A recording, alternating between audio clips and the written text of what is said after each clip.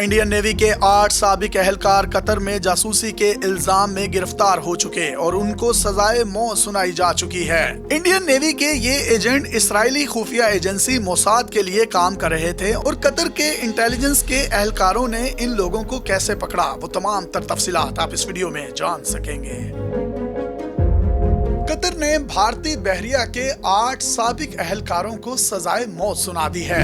इन मुजरिमों में से 7 इंतहाई आला ओहदों पर तैनात रह चुके हैं, लेकिन उन्होंने चंद टकों की खातिर न सिर्फ कतर की कौमी सलामती दांव पर लगाई, बल्कि भारत को भी पूरी दुनिया में मुंह दिखाने के काबिल नहीं छोड़ा। भारत की कोशिश है कि इन अफसरों को रिहाई मिल जाए, लेकिन कतर की हुकूमत की तरफ से रियायत मिलने की उम्मीद बहुत कम है।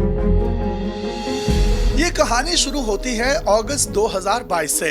कतर में काम करने वाले 8 भारतीय शहरियों को अचानक गिरफ्तार कर लिया गया। सिर्फ इतनी ही खबर आई कि 8 भारतीय कतर में पकड़े गए हैं। कतर और इंडिया की हुकूमतों ने इस हवाले से कोई तफसीलात जारी नहीं की। इंडियन मीडिया ने इन गिरफ्तारियों का इल्जाम अपने तौर पर पाकिस्तान पर लगाना शुरू कर दिया।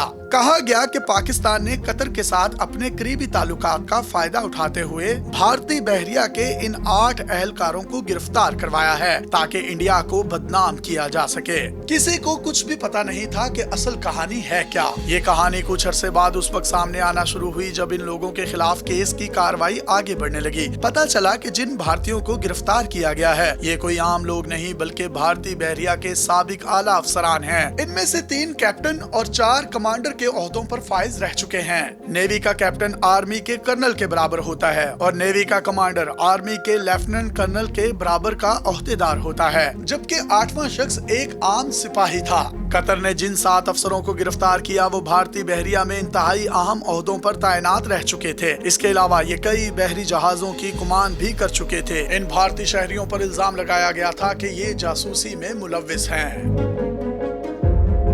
असल में ये लोग भारतीय नेवी से रिटायर होने के बाद कतर आए थे। उन्होंने ओमान से ताल्लुक रखने वाली एक सिक्योरिटी फर्म में मुलाजमत शुरू की। इस फर्म में मजमूई तौर पर भारतीय नेवी के 75 साबिक एहलकार और अफसरान काम कर रहे थे। ये फर्म कतर की फौज को ट्रेनिंग और आलात सप्लाई करने का काम करती थी। इसके अलावा इसको कतर के इंतहाई हसास मंसूबों की जिम्मेदारी भी दी गई थी। कतर ने इटली के साथ स्टेल्थ टेक्नोलॉजी वाली आबदोजें हासिल करने का एक मुआहदा कर रखा था। ये आबदोजें इटली और जर्मनी के तामुन से इटली में तैयार की जाती हैं। आबदोजों की फराहमी की जिम्मेदारी इसी ओमानी फर्म को दी गई थी। यहाँ ये 8 भारतीय इंतहाई आला और हसास ओहदों पर तैनात थे, लेकिन काम किसी और के लिए कर रहे थे। ये इसराइल की खुफिया एजेंसी मोसाद के साथ राब्ते में आ चुके थे और उसे आबदोजों के प्रोजेक्ट की इंतहाई हसास मालूमात फराहम कर रहे थे। इसराइल की शुरू से ही कोशिश रही है कि मशरिक़ वस्ता का कोई भी मुल्क जदीद हथियार या जदीद हथियारों से लेस न हो, क्योंकि इससे इसराइल की सालमियत को खतरा हो सकता है। इससे न सिर्फ खित्ते में इसराइल की इजारादारी खत्म होगी और इसके अलावा उससे उसकी फौजी बर्तरी भी खत्म हो सकती है। इसीलिए इसराइल मशरिक़ वस्ता में इस किस्म के मंसूबों को सबूताश करने की कोशिशों में लगा रहता है। कतर के इंतहाई हसास प्रोजेक्ट तक भी उसने रसाई हासिल कर ली थी, लेकिन बहुत कुछ बिगड़ने से पहले ही कतरी इंटेलिजेंस हरकत में आई और इन तमाम जासूसों को जिनका ताल्लुक इंडियन नेवी से था को पकड़ लिया।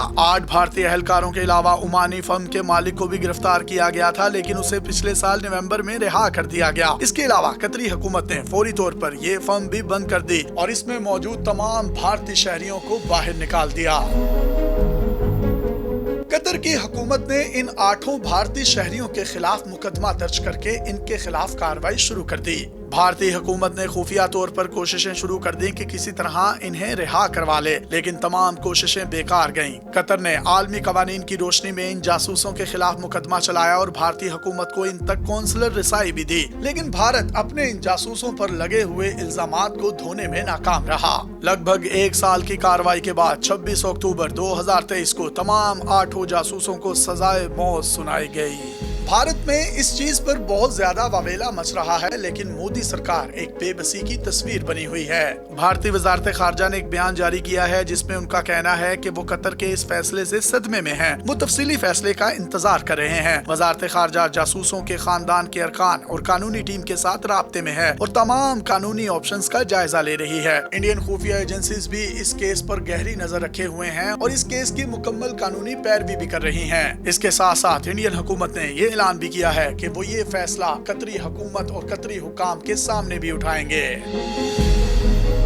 ये कोई पहला मौका नहीं है कि जब भारतीय जासूसों ने बैरून मुमालिक में इस तरह की जासूसी के गुल खिलाए हों। पाकिस्तान में भारतीय नेवी के हाजिर सर्विस आला अफसर कुलभूषण यादव का केस सबके सामने है। उसने बलोचिस्तान समेत पाकिस्तान के मुतादिद शहरों में दहशत गर्दों का नेटवर्क तश्कील दिया और मुतादिद मासूम पाकिस्तानियों की जान लेने का बाइस भी बना।